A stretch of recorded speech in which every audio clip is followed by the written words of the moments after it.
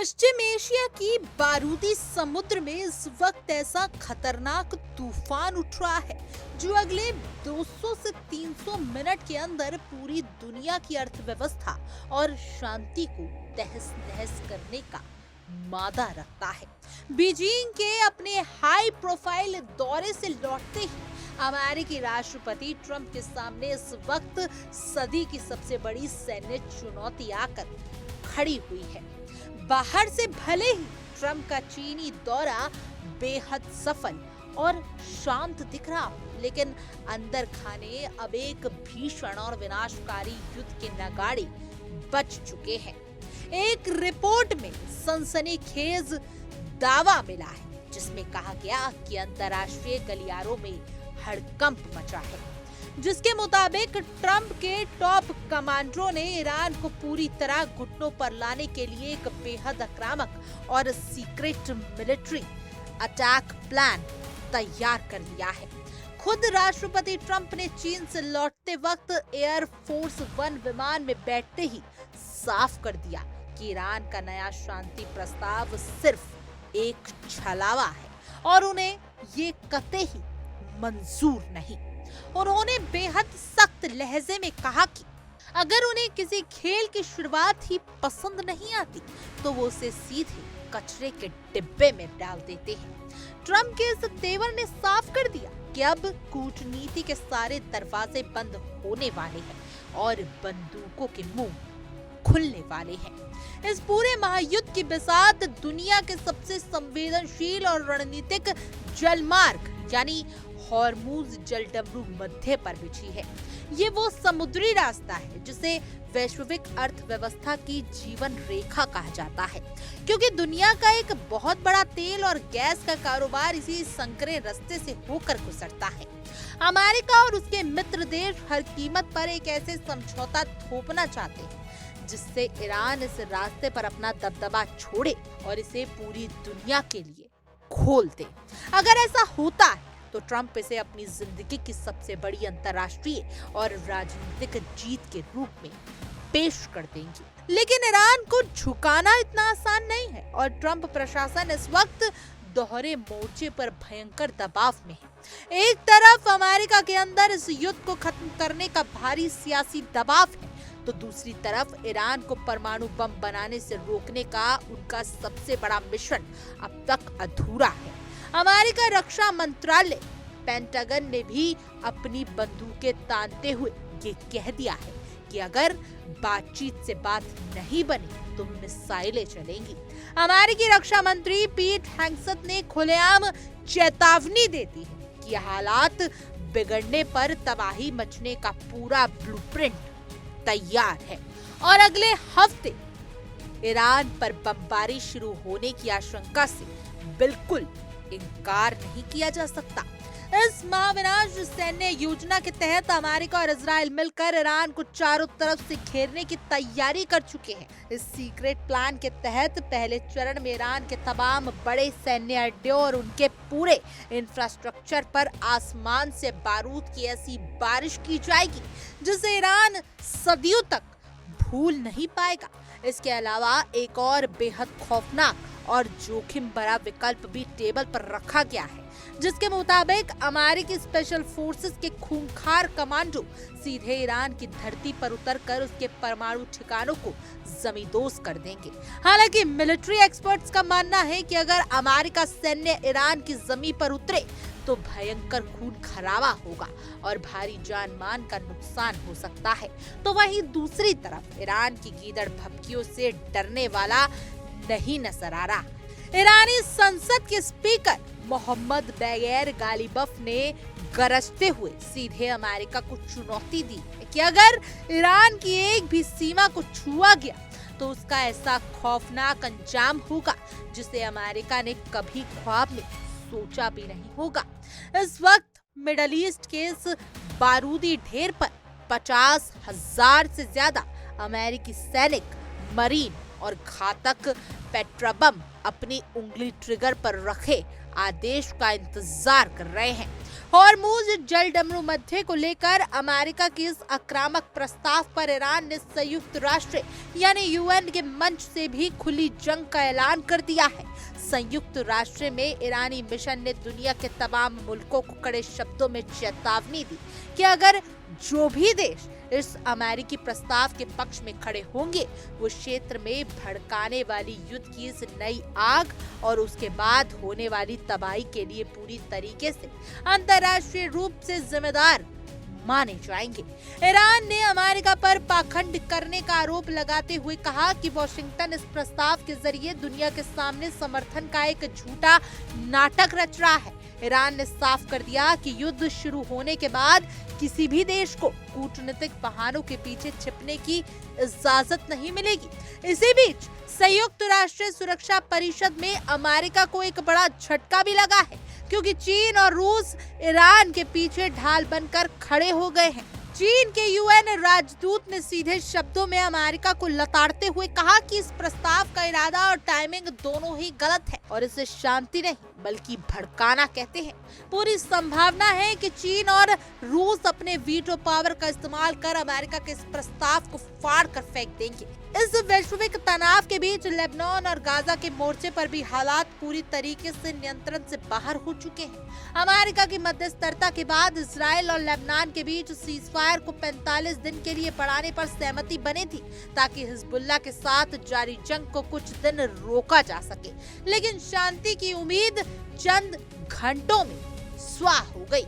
Cease fire बनने के कुछ ही घंटों बाद इजरायली प्रधानमंत्री बेंजामिन नेतन्याहू की सेना ने एक बेहद आक्रामक चाल चलते हुए दक्षिणी लेबनान के 9 बड़े कस्बों और गांवों को तुरंत खाली करने का अल्टीमेटम दे दिया।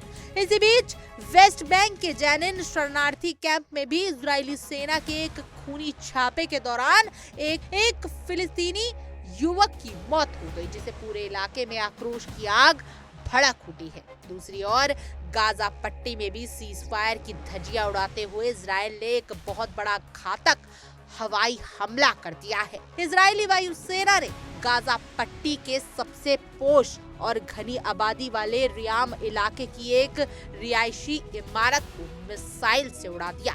इस बेहद पेचीदा और खतरनाक माहौल के बीच अमेरिका ने एक और बड़ी कामयाबी का ढिंडोरा पीटा है। अमेरिका खुफिया एजेंसी ने ईरान समर्थित ईरानी सशस्त्र समूह कताइब हिजबुल्लाह के एक बेहद बड़े और वांटेड कमांडर मोहम्मद बैगैर साद दाऊद अल सादी को एक खुफिया ऑपरेशन में दबोच लिया। FBI ने अल सादी को हाई वैल्यू टारगेट की लिस्ट में रखा था। उस पर आरोप है कि उसने अमेरिका, कनाडा और पूरे यूरोप में कम से कम 18 ऐसे आत्मघाती और घातक हमलों की साजिश रची थी जो पश्चिमी देशों को हिलाकर रख देते हैं। अमेरिकी अधिकारियों के मुताबिक अल सादी के तार सीधे ईरान की सबसे खतरनाक और खुफिया military wing revolutionary guard corps से जुड़े हुए हैं। दुनिया इस वक्त सबसे बड़े पावर स्ट्रगल का सीधा और गहरा असर भारत पर भी पड़ने जा रहा है। अमेरिकी प्रतिबंधों के भयंकर और बढ़ते दबाव के बीच ईरान ने भारत के सामने दोस्ती का एक बड़ा कार्ड खेल दिया है। ईरान के विदेश मंत्री अब्बास अराक्ची ने नई दिल्ली से बेहद भावुक और कूटनीतिक अपील करते हुए कहा कि चाहे अमेरिका का कितना भी दबाव क्यों ना हो, भारत को रणनीतिक रूप से बेहद महत्वपूर्ण चाबहार पोर्ट में अपना निवेश और काम नहीं रोकना चाहिए। ईरानी विदेश मंत्री ने चाबहार पोर्ट को भारत और ईरान की अटूट दोस्ती का सबसे बड़ा प्रतीक बताते हुए कहा कि ये प्रोजेक्ट भारत के लिए सेंट्रल एशिया और यूरोप के बाजारों पर कब्जा करने का एक गोल्डन नेट यानी सुनहरा दरवाजा है। उन्होंने माना कि अमेरिकी प्रतिबंधों के डर से काम की रफ्तार थोड़ी धीमी जरूर हुई है, लेकिन भारत को पाकिस्तान को पूरी तरह बाईपास करके अफगानिस्तान और मिडल ईस्ट तक अपनी सीधी और सुरक्षित पहुंच बनाने के लिए इस प्रोजेक्ट को हर हाल में पूरा करना चाहिए। जिस हॉर्मुज जल डमरू मध्य को लेकर अमेरिकी राष्ट्रपति ट्रंप और ईरान के बीच आर पार की जंग छिड़ी थी, उसे लेकर कूटनीति के सारे प्रयास आखिरकार विफल रह रहे हैं। ट्रंप ने जिस शांति प्रस्ताव को कचरे के डिब्बे में डालने की बात कही थी, उसके बाद पेंटागन और इजराइल के संयुक्त गुप्त मिलिट्री प्लान को हरी झंडी दे दी गई। अमेरिकी स्पेशल फोर्सेस और मरीन कमांडो ने जैसे ही ट्रिगर दबाया, मिडल ईस्ट का ये बारूदी समुद्र सुलग उठेगा। देखते ही देखते ये जंग 1 महीने के लंबे और खूनी दौर में खिंच गई। ईरान ने अपनी संप्रभुता पर हुए इस हमले का जवाब देते हुए वैश्विक अर्थव्यवस्था की जीवन रेखा यानी स्ट्रेट ऑफ हॉर्मूज को लगभग पूरी तरीके से ब्लॉक कर दिया। शुरुआत में जो ट्रंप एयरफोर्स 1 में बैठकर अपनी ऐतिहासिक राजनीतिक जीत के ख्वाब देख रहे थे, आज युद्ध के दूसरे महीने में प्रवेश करते ही उनके माथे पर चिंता की गहरी लकीर साफ देखी जा रही है। जैसे ही ईरान ने हॉर्मोज जलडमरू मध्य में होने वाले दुनिया के 20% कच्चे तेल के रास्ते को बंद किया, ट्रंप प्रशासन ने अपने पश्चिमी सहयोगी और नाटो देशों से तुरंत अपनी नौसेना भेजने और युद्ध में सीधे शामिल होने की अपील की। लेकिन गाजा और लेबनान के मोर्चे पर इजराइल के अड़ियल रुख और इस युद्ध के वैश्विक आर्थिक परिणाम को देखते हुए ब्रिटेन जैसे दशकों पुराने साथियों ने अमेरिका का साथ देने से साफ इनकार कर दिया। ब्रिटिश प्रधानमंत्री कीर स्टारमर ने बेहद सख्त लहजे में अमेरिका को जवाब देते हुए कहा कि ये हमारी जंग नहीं। सहयोगियों के इस पीछे हटने ने राष्ट्रपति ट्रंप को इस कदर नाराज कर दिया कि उन्होंने दशकों पुराने सैन्य संगठन नेटो को एक कागजी शेर करार देते हुए इसे अलविदा कहने का मन बना लिया। अमेरिकी विदेश मंत्री मार्को रूबियो ने भी इस दर्द को बयां करते हुए कहा कि नाटो अब वन वे स्ट्रीट बन चुका है, जहां सिर्फ अमेरिका ही सबको दे रहा है, लेकिन जब अमेरिका को जरूरत पड़े तो सबने मुंह मोड़ लिया।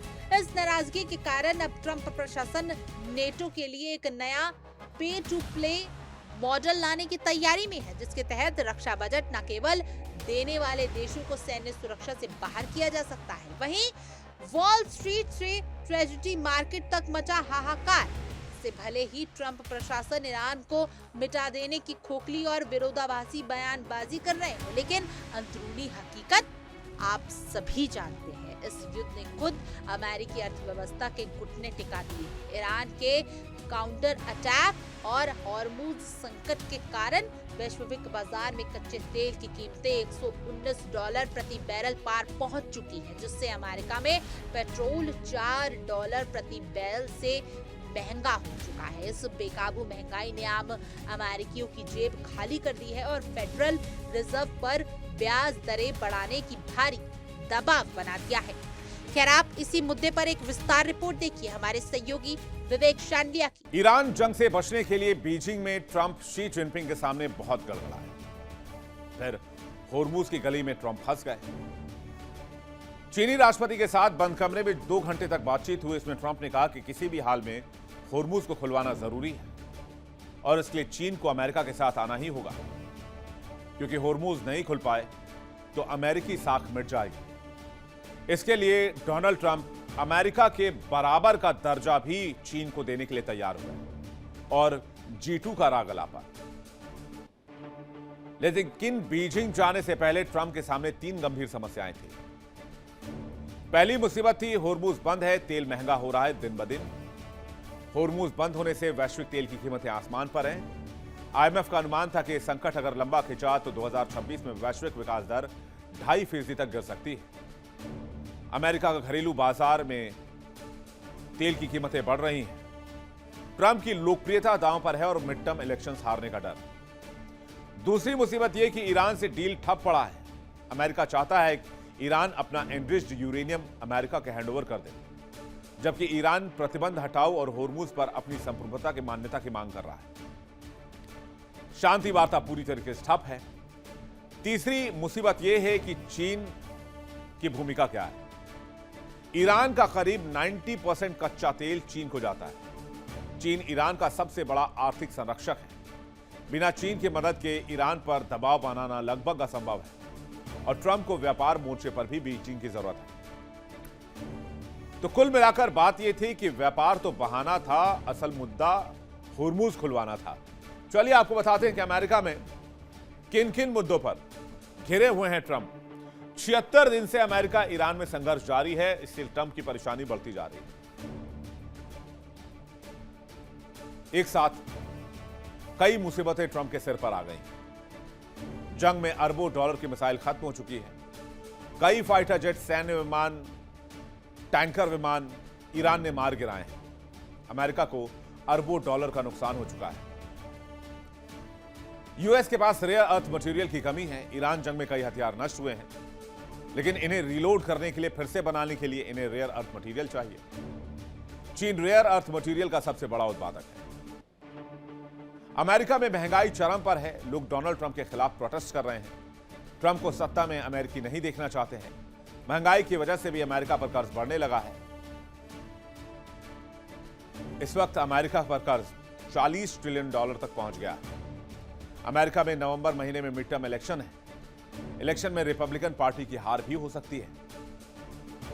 इसलिए डोनाल्ड ट्रंप चीन पहुंचकर ईरान की लड़ाई और व्यापार की बात कर रहे हैं, जिसके लिए वो अमेरिका में बहुत ज्यादा निवेश ले जा सके, और वो G2 की कहानी सुना रहे हैं। इससे भी बड़ा झटका अमेरिका के $30 ट्रिलियन की ट्रेजरी मार्केट को लगा है, जहां सरकारी बॉन्ड की मांग गिरने से सरकार के लिए कर्ज लेना बेहद महंगा हो गया है। अमेरिकी शेयर बाजार अपने ऑल टाइम हाई से 10% गिरकर करेक्शन टेरिटरी पर जा चुका है, जिसने निवेशकों के भरोसे को हिलाकर रख दिया है। एक तरफ चाबहार पोर्ट के जरिए भारत और ईरान के रणनीतिक संबंध मजबूत हो रहे हैं, तो दूसरी तरफ ट्रंप इस युद्ध के चक्रव्यूह में ऐसे फंस गए हैं जहां वे बिना किसी समझौते के बस जीत की घोषणा करके किसी भी तरह इस महंगे सौदे से बाहर निकलना चाहते हैं। खैर, आपकी इस पूरे मुद्दे पर क्या कुछ राय है, कमेंट करें, जरूर बताएं। और तमाम देश और दुनिया की खबरों के लिए आप देखते रहिए इंडिया डेली और हमारा खास शो दहाड़। देखिए इंडिया डेली 24/7 अब आपके स्मार्ट टीवी पर। इंडिया डेली मौजूद है सभी डिजिटल प्लेटफॉर्म पर लाइव और लगातार। इंडिया डेली 24/7 हर दिन राष्ट्र को समर्पित।